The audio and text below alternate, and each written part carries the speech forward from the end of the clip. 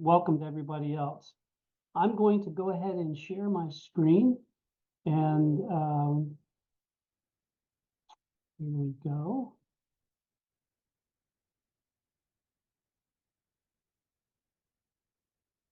Okay. Let me just repeat what Sonia had mentioned just a moment ago. For me, this would be something I would appreciate a lot of interaction. So if anyone has a question or a comment or an observation you'd like to make, please just share that, just chime in anytime. That would be brilliant. I'd appreciate that very much. So what we're going to talk about in our time today is this framework that I've been working on for, golly, some time now, called Organisational Proctology. And it's the idea of how do we deal with asshats in the workplace. And so as I do this, yesterday I have 6 grandkids. This is my #1 job, is to spoil my grandkids.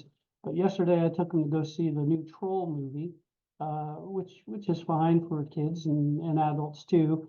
But whenever you see a movie, they do the little, hey, this is sort of the rating. Our Troll movie was PG actually.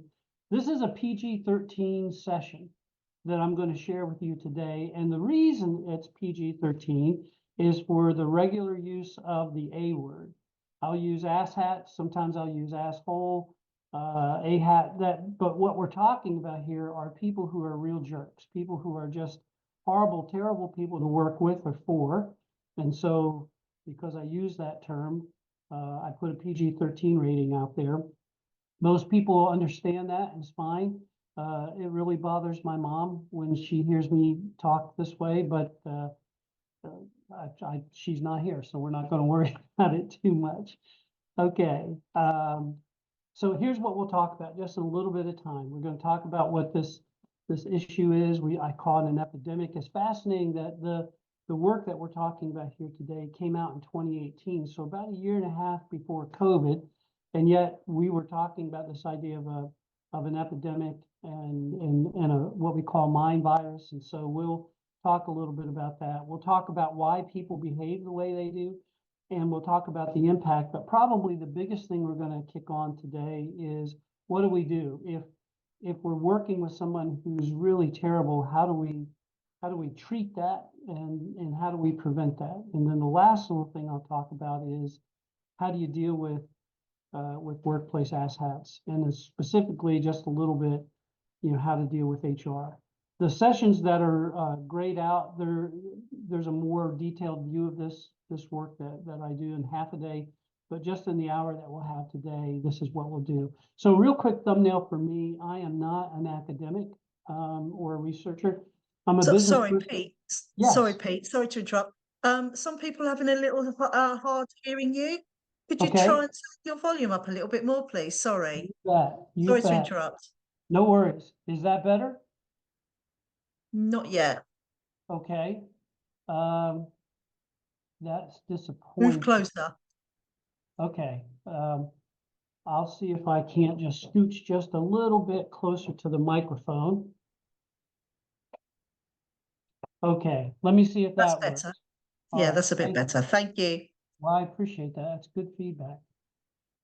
So my background is business. I'm not an academic. My first bit of business was in aerospace and defense. I worked for the company that makes spacesuits, and I was the software engineer who wrote the software that put suits on all the shuttle astronauts. I can tell you a lot of fun stories about that, but that's not what we're here for. Just to let you know, that's part of my background. When I left the space program, I went to work for American Express. I was with them for about 12 years. I was their VP of operations and technology. So we launched all of the co-branding products. I went all over the world doing the work with American Express and co-branding work. We also did some really neat fraud prevention work with American Express. When I left Amex, I had the opportunity to go work for a company called the Center for Creative Leadership. I think many of you in this audience would know who CCL is. When the world is not in too much chaos, which seems hardly ever now, the center probably trains around 80,000 people a year and leadership development. Those are people from the highest levels in the organization all the way through to your frontline supervisors.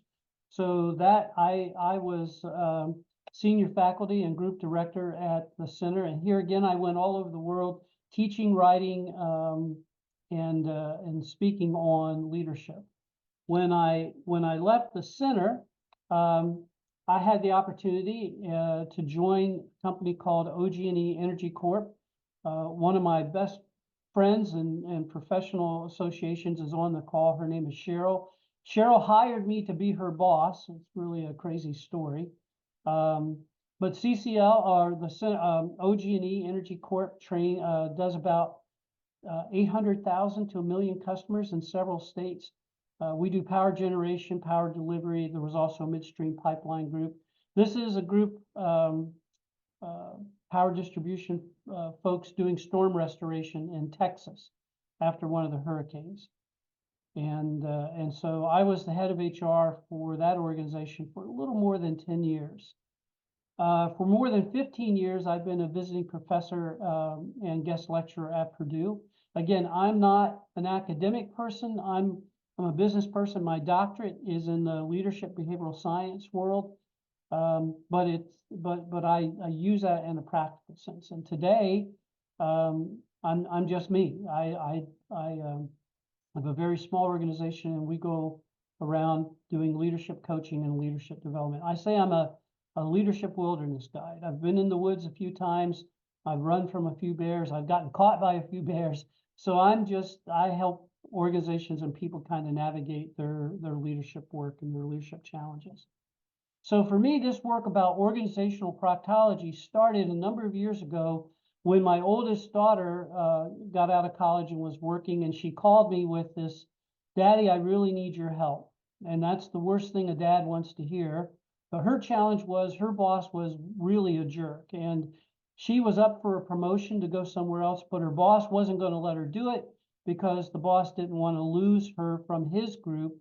And so he stopped the whole thing. And it was really, really a bad experience. And that began my catalyst of thinking, why do people behave the way they do? And what can we do to help those who have to deal with folks who are acting really poorly in the workplace?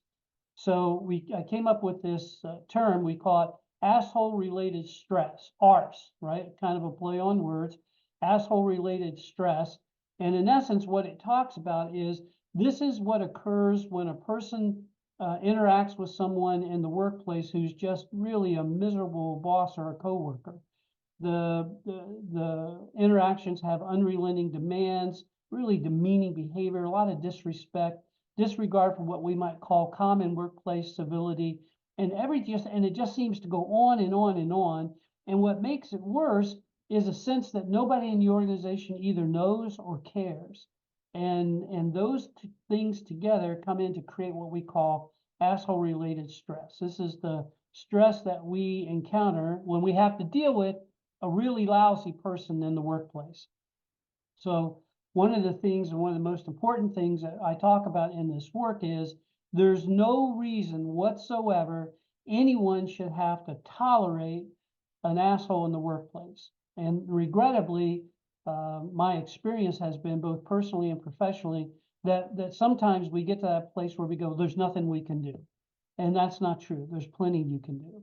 And that's what we'll talk a little bit about today. So a number of years ago, these folks, Lewis and Omni and Landon, wrote this really neat book called The General Theory of Love.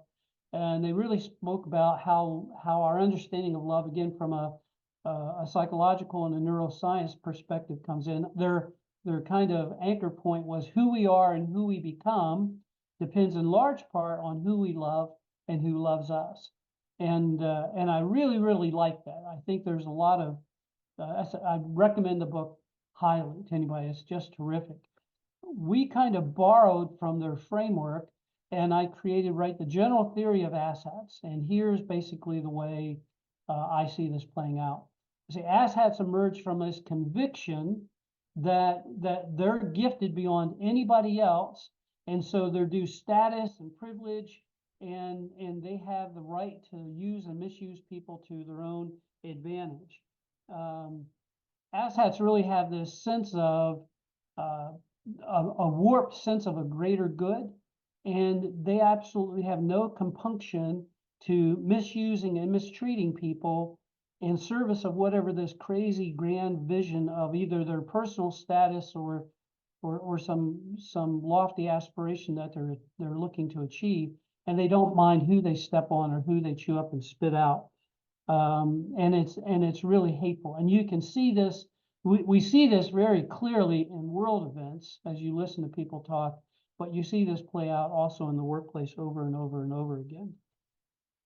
For us now in the US, what we really speak to is the distinction between behavioral observations and clinical diagnosis, right? The things that we see and what we can actually diagnose. And in the US, we have this thing called the Goldwater rule. I won't go into a lot of detail, but basically it came up when Barry Goldwater was running for president against Lyndon Johnson. And a lot of folks in the behavioral science world in the US began to make observations about Goldwater and speak about his qualifications to be the president. And they were making discernments about his stability, his psychological profile, but no one had ever met with him and spoke to him. So the behavioral science profession in the US kind of put together this Goldwater rule that says you can't really clinically diagnose somebody publicly if you haven't met with them and you don't have their permission. In the US today, though, there is so much unbelievably bad behavior in the public space, particularly amongst those in politics, that the Goldwater rule is pretty much thrown out the window.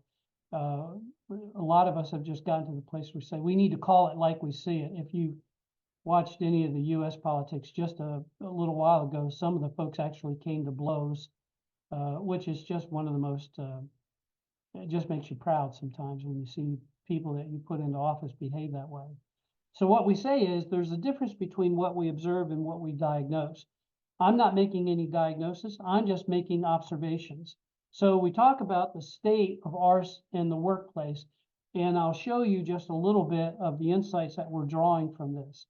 This is a study that wasn't done too long ago, the National Time Accounting, and basically what it's talking about is the best and worst part of our day. And so some of the things that we see is, right, this is between men and women, and the higher the number, that's the worst part of your day. So when people are alone, how they're feeling when they're with their spouse or children or their friends, how they're feeling. Again, the lower numbers represent a better part of their day.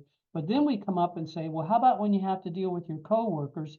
Well, now the numbers go up, which is showing an even worse part of their day. And then we ask them, how about when you have to deal with your boss? And in essence, what the data is showing us is interacting with your boss for many people is the worst part of their day, is when they interact with their boss. Now, thankfully, that's not the case for everybody, but it is definitely the case for many. We also see, and again, this is from the McKinsey folks, again, a US-centric view. Most Americans suggest that interacting with their boss is indeed the worst part of their day, both in terms of toxicity and just overall stress. So I'm kind of curious from my friends here in Europe, from your experience, and maybe you can't say this, so we do this thing, right, and say, well, I'm okay, but I have a friend who really hates working for their boss, so you can use that if you want to. I'm just kind of curious if you can just chime in or just throw up on chat. What's your experience? Is working with your boss a good part of the day or the bad part of the day? Or is it kind of neutral? You can chime in or just throw something in chat.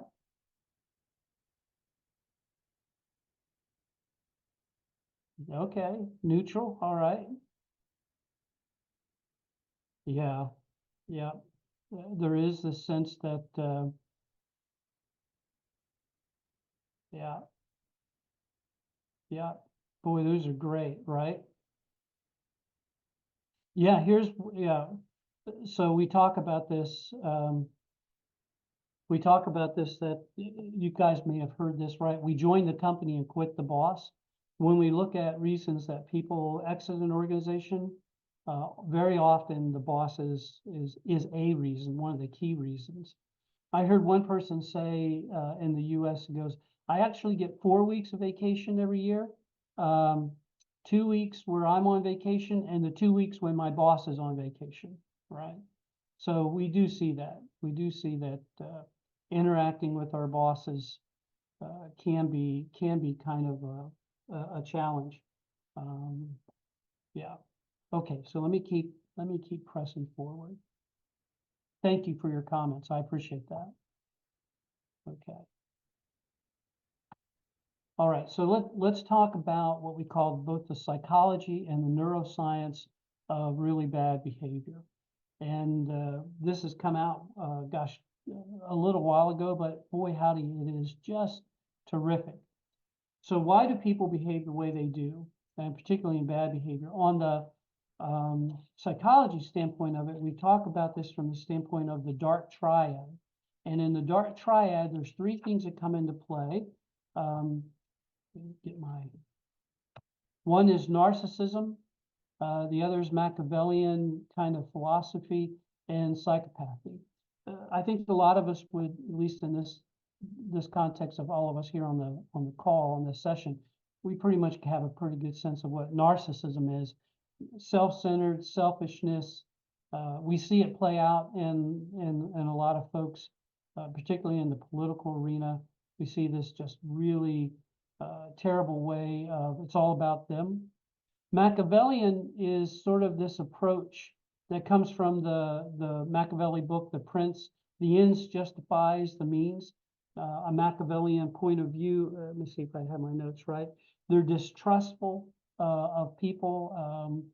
You know, everybody's out to get you, so you should probably get them first. So you add the narcissism and the Machiavellian together, and that is a really toxic combination.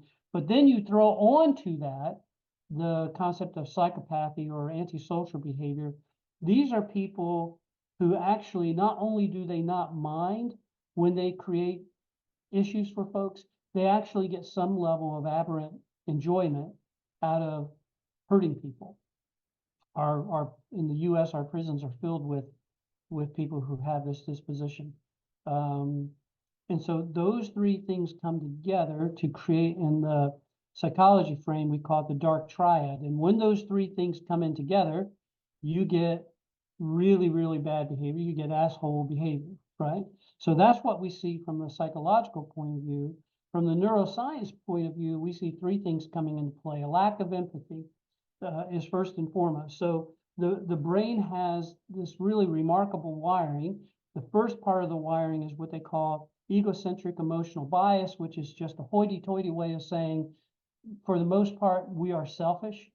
But on the other side of our brain is this, but you know what? I know to really survive, I need to get along and create communities and look for the better good. And those 2 things in our brain are at odds with each other all the time. You might remember seeing some of those cartoons where the character has an angel on one shoulder and the devil on the other shoulder. Well, that's actually what's happening in our brain. For those who lack empathy, the awareness of who, you know, just trying to be more empathetic, that piece is really gone. And there's a real big issue there. Limited connectedness is another area that happens from a neuroscience point of view. Asshats have a lot of friends, a lot of acquaintances, but very few friends. They know a lot of people, but they don't have a lot of terrific friends. Probably one of the saddest things that I've seen is those people in the workplace who are just royal jerks. When they retire, they become the loneliest people you would ever see because they just lack that connectedness. And then at the end of it is self-awareness, but they don't care. They know instinctively and intuitively, and they get that feedback, but they don't really care. One particular terrible executive that I was working with got the thought was, hey, you know what? You could really do better to get some feedback because the way you're coming across is pretty terrible. And almost verbatim, their response was, I don't care. I don't need feedback. I don't want feedback. I've got this very high level, and these are the key things I'm going to get done. And you're either going to be with me or I'm going to step on you. You know, just a really terrible thing. So then the question is, what does interacting with a really bad boss or coworker, what does that do to us? Well, I'm going to give you a quote from a colleague who actually had left our organization, was working in another group, and just fell into working with a really terrible boss. And this is what they had to say. Things were so bad that my only defense was to hang on until Friday and maybe get an asshole-free weekend. But that relief was short-lived, because somewhere around Sunday afternoon, the reality of having to go back to work hit them, and they were overwhelmed knowing that within a few hours they'd be right back in the mire.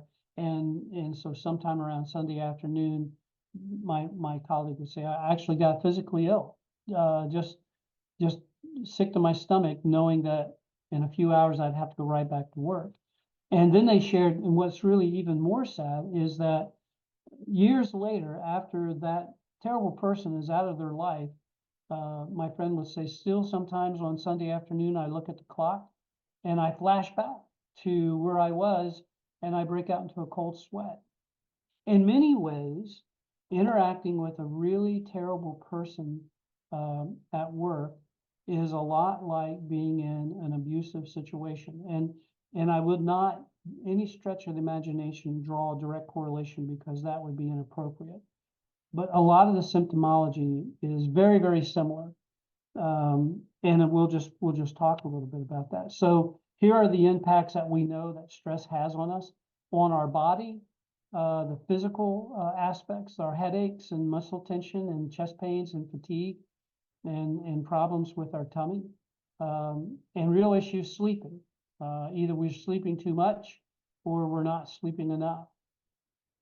And the impacts that stress has on our mood, anxiety and restlessness, no motivation, maybe anger and kind of reacting poorly, being sad or depressed, and diminished interest in intimacy.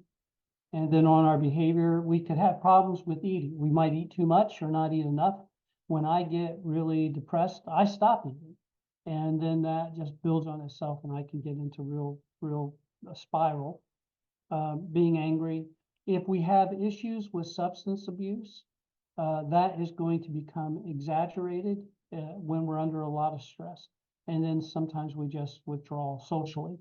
These are all the things that happen when we encounter ARSe, asshole-related stress. For more than a dozen years, and I'd have to go back and look, in America, the American Psychological Association has been running a study called Stress in America. And you can go out and get that and give it a look at. And it's a US-centric, so I'm not sure how it translates globally, but there are a lot of insights in there that I think are really sort of go beyond borders. And a lot of this insight comes just exactly from that work. So here we go. So now we have a sense of what it is, and we have a sense of how it happens, and why people do the way they behave the way they do. So what I did is I took a look at, a lot of you might be familiar with Jim Collins' work, Good to Great, and he talks about the 5 levels of leaders. And we just borrowed that framework, and I repositioned it to 5 levels of asshats in the workplace. Everything from an annoying prick all the way up to a flaming asshat, right? And so this is our book that we have on that. You can pick that up on Amazon. But a lot of what we're talking about is in this little presentation. And so a lot of times we sit back and think, gosh, the worst asshat to deal with would be the flaming asshat. That's not true. The people who are flaming asshats, you kind of see them coming a mile away. You can navigate and get out of the way pretty easily. The most dangerous is what I call the sophisticated asshat, the people who are just unbelievably clever, brilliant, if not, and they just have a way of manipulating both people and processes, and before you know it, you're in a real pickle. And there's almost no way out other than exiting the organization, right? Okay, so with that as a backdrop, let me get to the thing that is the most important, which is, so what do we do? So here's the last little thing I'll tell you. So what is the prevalence of assholes in the workplace? You can go to the DSM, the Diagnostic Statistical Manual. It will talk to you about the prevalence of narcissists in the general population, the prevalence of psychopath or antisocial behavior in the general population. And we extend that then into the workforce at different levels. And there's a lot of different research lenses that we draw on, but basically what we say in the general workforce, the prevalence of asshats in the workforce is about 4%, and it just continues to rise as you go on up the ladder. To the point then when we get up into the executive ranks, we're seeing the prevalence about 12% of our executives are just real jerks. And in part, that jerkiness got them where they were, and that's a sad state of what we seem to value and promote. There's a really good bit of work on psychopaths that's in our book that we point to that says the general prevalence of psychopaths at the executive level is almost 4%, which is really doggone scary when you think about it. Okay, so then the big piece and the thing I really want to focus on is, okay, Pete, so you talked about what it is, you talked about what ARSe is, you explain a little bit about why people behave the way they do, and then you give us a sense of what the impact is on folks. And now we have a sense of how prevalent this is. But the real question, what do we do? If me or somebody I know is working with a real jerk in the workplace, what do we do?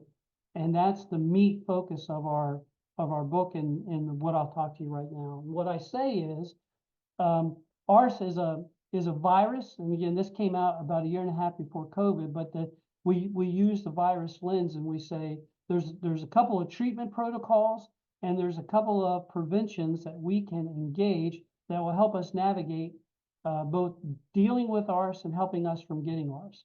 So we say asshole-related stress is a mind virus that erodes the self-confidence of those it infects. And we look at it like this. So I tell the story. My oldest granddaughter was about 5 or 6, and we were doing a family picnic, and a little honeybee came around, and before we could shoo it away, the honeybee landed on our granddaughter's arm, and it stung her. She isn't allergic, but 5, 6-year-old, man, it was well, you thought somebody had just cut off her arm. I mean, a lot of screaming and crying. I was crying. I'm an empathetic crier. It was a big, big deal. But, after a few minutes, everything's fine, and there we go. We were outside a few weeks later just doing something, and you guys are familiar with those puffballs that you kind of blow and the little seeds kind of float around. Well, one of these little puffball seeds kind of floated around my granddaughter, and she just automatically in her mind related that seed to the bee, and she just had this visible reaction right in the moment, thinking that it was going to sting her. This is what happens when we contract the ARSe virus. We have this very terrible experience, and then we see other things that we think are similar, but they're probably not, and yet we still have that same reaction. It's like my friend who looked at the clock Sunday afternoon, and even though the asshole had been out of his life for a while, went right back there, right? You just have this flashback. So what we say, right? This is, again, just to repeat, ARSe occurs when somebody sees no way out of miserable interactions. And there's unrelenting demands, it's demeaning behavior, and it just seems to go on and on and on. And what's worse, it seems like nobody cares. So here's the treatment protocol. The first one we talk about is taking care of ourselves. There's a lot more than I'm able to talk to you here in our session, but I'll just talk to you about a few. One is, right, really paying attention. And we use the analogy, if you're flying on a plane, and heaven forbid the oxygen mask falls down, you got to take care of yourself before you take care of somebody else. So there's a lot of really good work in our book that speaks to how do we just pay attention to ourselves, how do we put things in play both with people and little things that we can monitor on our own side just to make sure that we're doing well, right? The other one is taking time to disconnect. I'm not sure how this plays in the European world, but in the US, I'm doing an awful lot of work in the agribusiness space. I was talking with some folks and they were saying, I really get a lot of grief from my spouse because when we take vacation, I'm not really on vacation. I'm connected to to the phone or to the computer, and probably 3 or 4 or 5 times a day, you know, I have to be on a call or checking in with somebody. And my family says, you're here, but you're really not here because you're always working. And so the ability to disconnect is really, really hard. And so that's something we have to really be mindful of. But there's 2 really fascinating pieces of research about how we can take care of ourselves, particularly when we're combating ARSe. And the first one comes from the WebMD folks, and they talk about the health benefits of cuddling. Now, my wife says I use this research to my own advantage, and I won't argue her point. But the research basically says this: the positive benefits of kissing and cuddling are scientifically proven. So this is science. It's just not me trying to kiss and cuddle with my spouse. The science is actually pretty clear. When we're kissing and when we're cuddling, our bodies trigger off endorphins or cortisol that actually helps us combat stress. And so there are really big health benefits of kissing and cuddling. My only caveat to this is make sure you're kissing and cuddling with people who it's okay to kiss and cuddle with.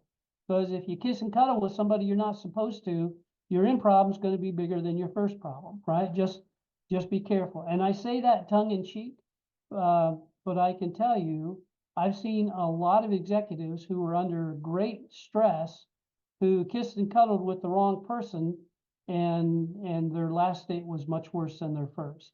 So make sure you're kissing and cuddling with the right person. That's a public service announcement, no charge, right? The other thing I'll tell you, and this is really great. So when you get the PowerPoint, this health benefits of cuddling, that's a link. You can click on it. It'll take you to the WebMD research. So you have that you can point to.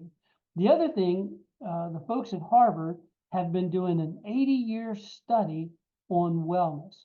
It is perhaps the longest study in play on health and wellness that I'm aware of.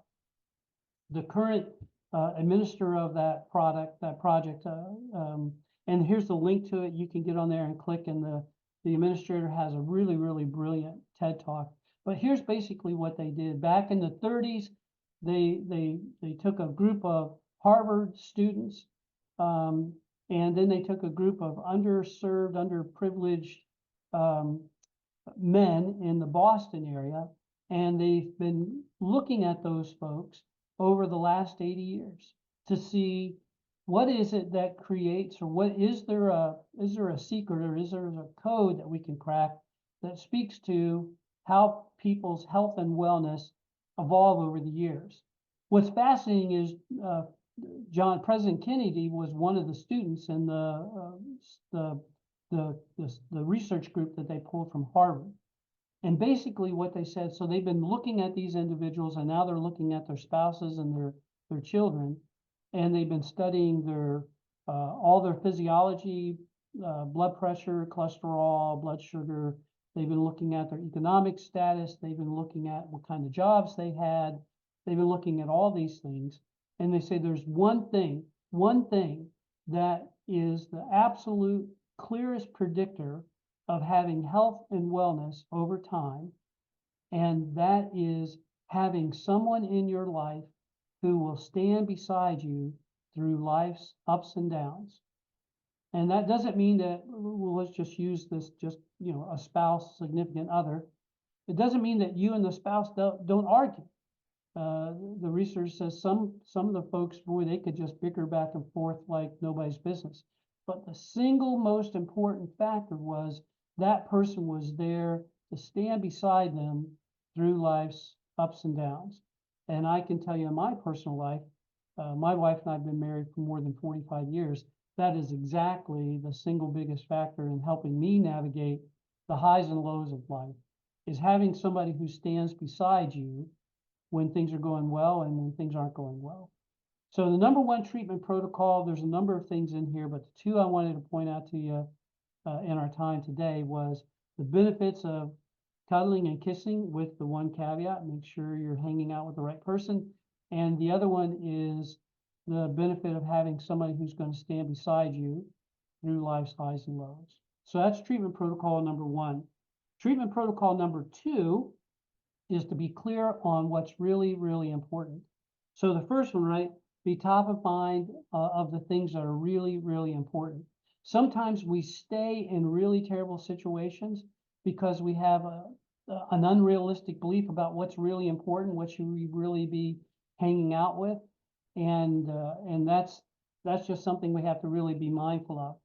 There's this really great movie that we watch in the U.S. called City Slickers, and it's a story of three friends who are kind of going through a midlife crisis, and so they do this experience where they go out in the Midwest part of the U.S. and they sign up to drive cattle, and the Jack Palance is one of the main characters, and his whole thing in his movie is the secret to life is just one thing, but everybody's got to find that one thing because it's different for each person. I love that story.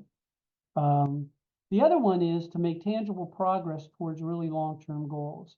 So my dad passed away a number of years ago, but he was in the military, he was in the Army, and he did 2 tours in Vietnam during the war. And when I got older, I was at a place where I could have, really good conversations with Dad. And I asked him, I said, so I'm just, Dad, how'd you get through that? Because obviously that was really, really tough. And he said it was pretty simple. The very first day I got there, I got my calendar out and I put it on the wall, and I put a big circle about when my time was to leave, and I crossed out every day that I was there, and I counted the days because just knowing here's how much time I have to pull off the calendar before I can get out of there and get back home made all the difference in the world, right? And then the other one is really, really be clear on how much is enough. So there's this really great story, and I just want to share it with you very, very quickly. There was a swimmer, Florence Chadwick, who in 1952 sought to be the first woman who would swim from Catalina Island to the California coast, so about 26 miles.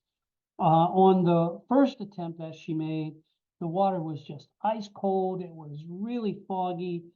She could hardly see anything in front of her, and the chase boats were actually having to fire shots at sharks that were in the water to keep them away. And she was just going on and on and on. She could not see the shore where she was trying to get to. And at about the 15-hour mark, she was just spent. She just couldn't go any further. And so she had everybody, just take her out of the water. And so she's in the little chase boat getting warm and getting her senses back. And at that moment, the fog kind of lifted, and lo and behold, the shore was probably about a mile or so away. And she said, "Dadgummit, if I had seen how close the shore was, I know I at least had another mile in me." Well, a few months later, she made the attempt again, and the conditions were exactly the same. It was really foggy, it was really cold, but she had the people in the boat kind of give her a sounding. This is how far you've gone, and this is how far there is. And actually, she finished it in record time. I think it was about 13 hours. So knowing what your end goal is, we can deal with a lot of really bad things if we understand what the end goal is in mind. So if you're working with a really terrible boss, a really terrible coworker, leader, whatever that looks like, think about what it is that you're trying to accomplish. Hey, listen, if I can get this experience on this project, that'll be terrific. And then once I have this experience, I'm going to move on. Or, hey, listen, I only need to hit this date milestone and I achieve these financial metrics. And once I have that, then I'm going to go on. Those can be really helpful because it can allow you to kind of navigate those crazy waters for a little bit of time. But that last bullet, be clear on how much is enough. I've seen people, and I would confess at times I've done this, stay in really lousy situations thinking that I was going to achieve or gain some sort of either experience or financial metric. And at the end of the day, it just wasn't worth it. And I got the heck out of it. And in retrospect, there wasn't any experience or money that was worth hanging out in that very, very terrible situation. So the second treatment protocol that we talk about is to really be clear on what's important. So the first treatment protocol, right? Take care of yourself. Make sure that you're being mindful of how you're doing, and you have people in your life who are giving you that feedback. And then the second treatment protocol is to really be clear on what's important. Then the other thing that we talk about, so then how do we prevent contracting the ARSe mind virus? Well, here's something that's really, really neat. People who have worked for a really terrible boss in the past have actually created sort of this little antibody immune system within them. They have the ability to deal with another crappy boss that might enter their lives. They know what to do. They know how to navigate it. They can kind of manage it a little bit better. Those who've dealt with it well, right? Those who've dealing with assholes in their life in a really good, positive way have created some defense mechanisms and some immunity to future jerks in the workforce. Those who've not dealt with a bad boss in the past, we'll talk about that in a minute, they really have a challenge because they're really in a pickle. Because they'll see bad bosses even when there isn't a bad boss. But those who've dealt with a bad boss have created a bit of immune system. Think about yourself. If you've had to deal with a really terrible boss and you figured out how to navigate that, heaven forbid you encounter another bad boss, you have at least some experiences to draw on that will help you navigate it the first time. You may not wait as long to get out of the organization or to implement something that says, I'm going to prevent this person from really creating havoc in my life. So then the question is there a way that we can take that immune system that some people have because they've encountered a bad boss? Can we take those antibodies, as it were, and translate it to those who have not yet encountered a bad boss? And the answer is yes. And part of that is by learning through these experiences. In our space, we talk about learning agility, which is the ability to take our experiences and learn from them.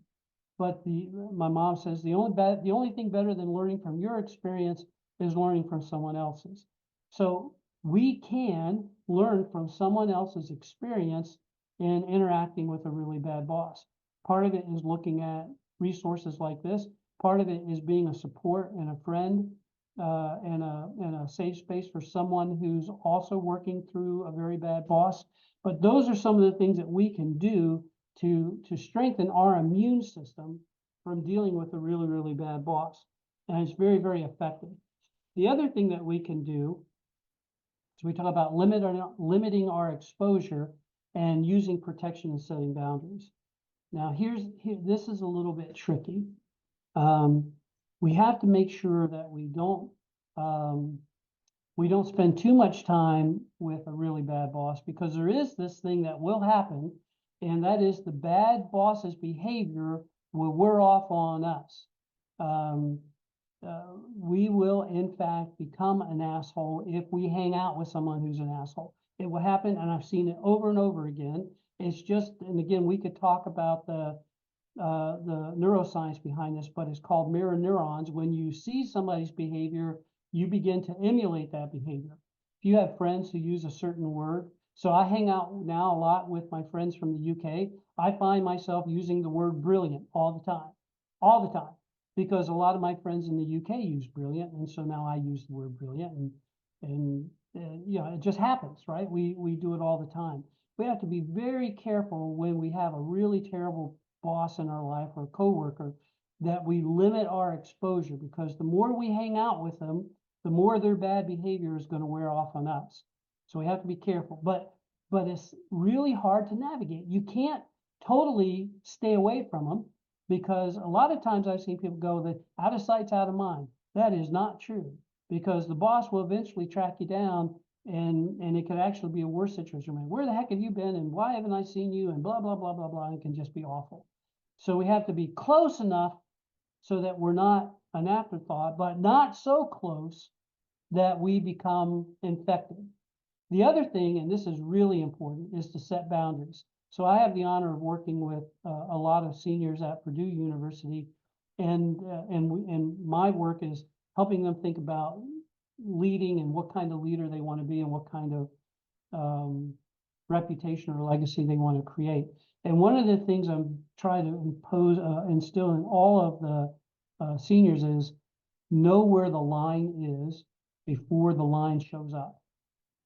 Think about where your boundaries are before you're actually faced with stepping over that boundary. Because if you're not sure where the boundary is, you may find yourself on the other side of it before you even think about, well, should I do that or not?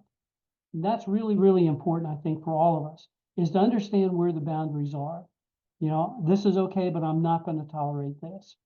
And that's going to be different for everybody, and I wouldn't impose my values on anybody, but that's really important for each of us, is to understand and set what those specific boundaries may be. So here's the last little thing I wanted to share with you. And so now I'm going to speak to you as the former head of HR for 3,400 people, from a senior faculty group director at the Center for Creative Leadership, who interacted with just an awful lot of HR professionals. So I'm going to give you what we call the inside HR lens. And again, I will tell you, this is from a US centric view. So if it's a little bit different than what you guys experience, I'd love to hear that. But the question that I often get, and I've struggled with this, at what point do I go to HR and tell them about this awful situation I'm in? And that is a really challenging question to answer. So I'm just going to give you my 2 cents on it. What you want to think about before you go to HR is to, one, think about what the role of HR is in your organization. If HR is simply a personnel department, they hire, they fire, they kind of make sure all the rules and regulations are followed, you might not get a lot out of your HR folks. But if HR is responsible for making sure the people in the organization are nurtured and cared for, then maybe there's more, there's some work you can get there. But the other thing you have to really ask yourself is, can I speak anonymously to the folks in HR? And it's a fair question to ask. Hey, is what I'm saying to you, can we keep this confidential? The really good HR folks will say, it depends on what you tell me. And if you hear that from an HR person, then you're probably in a good place. But if the HR person goes, oh, sure, well, then be careful, because that's a standard answer, and that may or may not be true. So this is my experience both in HR and working with HR folks. So that's my 2 cents. Here's the other thing, is the really terrible person a coworker or a boss or an executive, right? If it's a coworker, HR has a little more latitude to kind of deal with it. If it's a boss or even an executive, it's going to be a bit of a challenge. And here's one of the things that you may know, but you haven't really thought about. Odds are pretty good that the folks in HR already know about the person. It's very unlikely that the HR people don't know who the real jerks are in the company. Trust me, they know. HR's plugged in to the rumor mill in a really big way. So they probably have a pretty good sense of who the jerks are in the workplace. The real question when you decide to go meet with HR is what you want to come from the meeting, right?